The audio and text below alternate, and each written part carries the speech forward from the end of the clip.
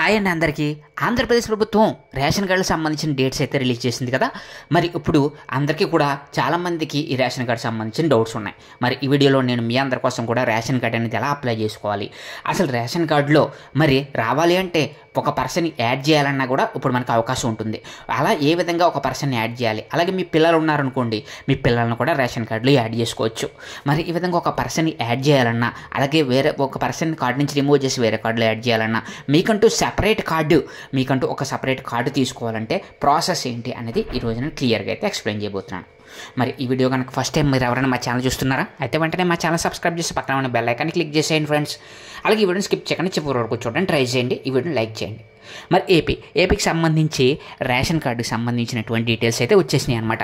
Andhra Pradesh government ration కార్డుకి సంబంధించినటువంటి డేట్ని ఇచ్చేసింది. మే 7వ తారీఖు నుంచి అయితే ఇవ్వడం జరిగింది. మరి ఈ విధంగా మే 7వ తారీఖు నుంచి అందరూ కూడా రేషన్ కార్డులకి దరఖాస్తు చేసుకోవచ్చు. మరి దీంట్లో కొన్ని 2-3 రకాలైనటువంటి విధానాలు ఉన్నాయి ఫ్రెండ్స్. అవేంటి అనేది ఇప్పుడు నేనైతే చెప్తాను చూడండి. మరి మీ సేవకి వెళ్ళి మరి మీరు ఆన్లైన్లో ఈ యొక్క రేషన్ కార్డుకి అయితే అప్లై చేసుకోవాల్సి ఉంటుంది. మీరు కనుక కొత్తగా పెళ్ళైన వాళ్ళకి రేషన్ కార్డు కావాలి అని అంటే ముందుగా ఏం చేయాలని అంటే అమ్మాయి ఎవరైతే ఉన్నారో, మీ వైఫ్ ఎవరైతే ఉన్నారో ఆమెని మీ కార్డు అంటే అబ్బాయి ఉన్నట్టు కదా ఆల్రెడీ వాళ్ళ అబ్బాయి అత్తగారు మామగారు ఉన్న కార్డులోకి ఆ అమ్మాయిని యాడ్ చేయాలన్నమాట. ఫస్ట్ చేయవలసింది అది పెళ్ళైన తర్వాత. అలా యాడ్ చేసిన తర్వాత వాళ్ళకు సపరేట్గా కొన్నాళ్ళ తర్వాత అంటే ఒక నెల పోయిన తర్వాత మళ్ళీ వాళ్ళు సపరేట్గా కార్డుకి అయితే అప్లై చేసుకోవాల్సి ఉంటుంది. ఇది రేషన్ కార్డు కొత్తగా పెళ్ళైన వాళ్ళు ముందుగా చేయవలసింది ప్రాసెస్ అనమాట. ఒకవేళ మీరు నిజంగా మీరు కనుక ఆ కార్డులో ఉన్నట్లయితే అంటే అత్తగారు మామగారు ఆ యొక్క హస్బెండ్ వాళ్ళ వైఫ్ కనుక ఉన్నట్లయితే వాళ్ళు సపరేట్గా కార్డుకి అయితే అప్లై చేసుకోవాల్సి ఉంటుంది అనమాట. అలాగే అసలు రేషన్ కార్డు అప్లై చేయాలంటే ముందుగా 2 కార్డులు ఉంటాయి, మీ అందరికీ తెలుసు కదా. వైట్ రేషన్ కార్డు ఒకటి, పింక్ రేషన్ కార్డు ఒకటి. అంటే ఆదాయాన్ని 1,00,000 రూపాయల లోపు ఉందనుకోండి, దాన్ని మరి పేదవాళ్ళందరి కోసం ఇచ్చే ఆరోగ్యశ్రీ కార్డు అంటారు కదా, వైట్ కార్డు, అది అయితే వస్తుంది. దానికోసం మీరు ఆదాయ పత్రాన్ని కూడా సమర్పించవలసి ఉంటుంది. అలా 1,00,000 రూపాయల కన్నా ఎక్కువ ఉంటే అది పింక్ రేషన్ కార్డు అవుతుంది అనమాట. ఇప్పుడు ఎవరైతే దరఖాస్తులు చేసుకోవాలనుకుంటున్నారో వాళ్ళందరికీ కూడా ఆంధ్రప్రదేశ్ గవర్నమెంట్ ఏం చేసిందంటే మే 7వ తారీఖు నుంచి డేట్ అయితే ఇచ్చింది. అంటే 2 రోజులు అయింది డేట్ ఇచ్చి. మరి అప్పటి నుంచి కూడా మీరు కొత్తగా కార్డు పెళ్ళైన వాళ్ళకి కొత్తగా సపరేట్ కార్డు కావాలనుకుంటే కార్డు అనేది అప్లై చేసుకోవచ్చు. అలాగే అప్లై చేసుకోవడానికి కావాల్సినటువంటి మెయిన్ ఏంటంటే కనుక ముందు మనం అనుకున్నాం కదా, ఇన్కమ్ సర్టిఫికేట్ ఒకటి ఉండాలి. అలాగే మ్యారేజ్ సర్టిఫికేట్ కంపల్సరీగా ఉండాలన్నమాట. మ్యారేజ్ యాక్ట్ ప్రకారం మ్యారేజ్ సర్టిఫికేట్ అంటే భార్యాభర్తలు ఇద్దరికి కూడా పెళ్ళైనట్లు మ్యారేజ్ సర్టిఫికేట్ ఉండాలి. అలాగే పాస్పోర్ట్ సైజ్ ఫోటోలు ఉండాలి. అలాగే ఆధార్ కార్డులు ఉండాలి. ఈ విధంగా భార్యాభర్తల ఆధార్ కార్డులు, అత్తమామల ఆధార్ కార్డులు, అలాగే వాళ్ళకి సంబంధించినటువంటి మ్యారేజ్ సర్టిఫికెట్ ఇవన్నీ కూడా ఉండాలి. అలాగే కేవైసీ అనేది కంపల్సరీ చేస్తారనమాట. ఆ టైంలో కేవైసీ కూడా సంబంధించి కేవైసీ కూడా చేస్తారు.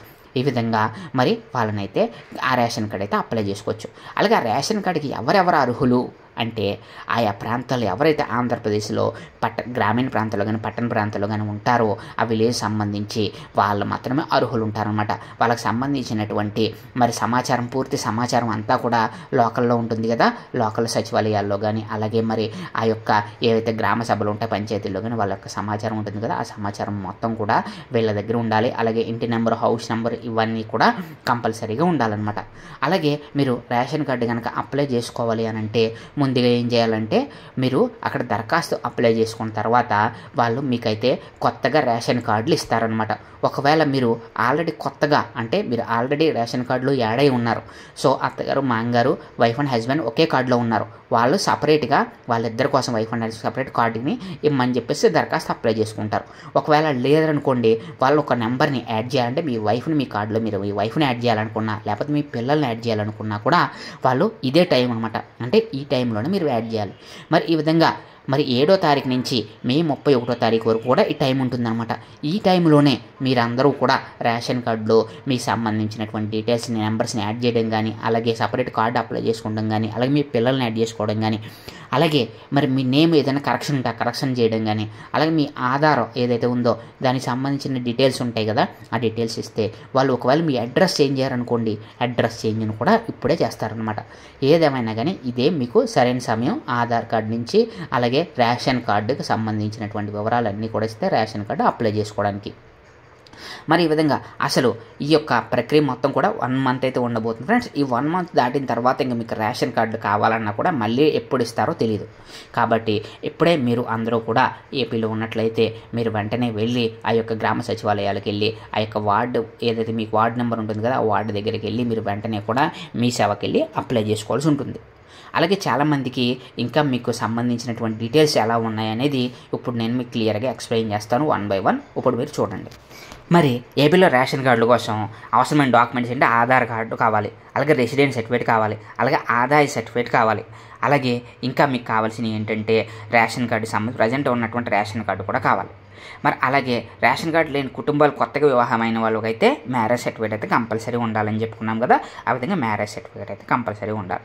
అలాగే ఈ యొక్క లోకల్లో కొన్ని ఆల్రెడీ మీరు రేషన్ కార్డులో ఉంటే లాస్ట్ 2-3 నెలల నుంచి కూడా రేషన్ అయితే కంపల్సరీగా తీసుకుని ఉండాలి ఫ్రెండ్స్. లాస్ట్ 2-3 నెలల నుంచి కూడా మీరు రేషన్ తీసుకోలేనట్లయితే కూడా దాన్ని కూడా పరిగణలోకి తీసుకుని మీ యొక్క రేషన్ కార్డును కూడా రద్దు చేసే అవకాశాలు ఉన్నాయన్నమాట. అంటే మీరు ప్రతి నెల కంపల్సరీగా రేషన్ ఆల్రెడీ తీసుకుంటూ ఉండాలన్నమాట. అలాగే రేషన్ కార్డులు జారీ స్మార్ట్ కార్డులు అయితే ఇప్పుడు రాబోతున్నాయి. ఆంధ్రప్రదేశ్ గవర్నమెంట్ ఏం చేసిందనంటే స్మార్ట్ కార్డులను అయితే తీసుకొచ్చింది. ఈ స్మార్ట్ కార్డుల ద్వారా ఏంటంటే ఒకే దేశం ఒకటే రేషన్ అన్నారు కదా, ఆ విధంగా ఆ స్మార్ట్ కార్డుల ద్వారా ఎక్కడైనా దేశంలో ఎక్కడైనా సరే మీరు ఆంధ్ర, తెలంగాణ, కర్ణాటక, ఒరిస్సా ఎక్కడున్నా సరే మీరు మీ రేషన్ అయితే తీసుకోవచ్చు. ఈ విధంగా జూన్ 5వ తారీఖు నుంచి కూడా ఈ రేషన్ కార్డులు కొత్త రేషన్ కార్డులు పంపిణీ అయితే ప్రారంభమవుతుంది. మరి ఈ విధంగా వితిన్ 1 మంత్లోనే కొత్త రేషన్ కార్డులు మీకు స్మార్ట్ కార్డులతో కూడినటువంటి రేషన్ కార్డులు అయితే ఉన్నాయి. అలాగే మీరు ఇప్పటివరకు కూడా కేవైసీ కంప్లీట్ చేయకపోతే మీరు మీ రేషన్ కార్డులోంచి అయితే తీసేస్తారనమాట మిమ్మల్ని. అలాగే ఈ కేవైసీని మీరు కంపల్సరీగా కూడా కంప్లీట్ చేసుకుని అయితే ఉండాలి.